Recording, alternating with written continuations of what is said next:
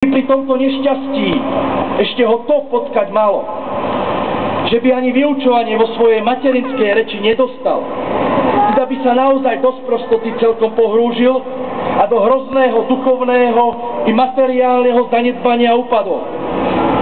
Každý učiteľ z každodennej skúsenosti zná, že je reč materinská najlepšia, najspôsobnejšia k vyučovaniu, bo v tejto nie len myslieť, ale aj cítiť sme naučení a k dobrému vyučovaniu a vzdelávaniu aj toto je potrebné.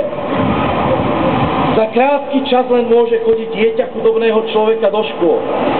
Ak by sa ešte k tomu v materinskej reči nevyučovalo, ale mechanicky v cudzej reči sa učilo, vtedy by také vynaučovanie nie je dobré, ale naopak len škodné následky malo.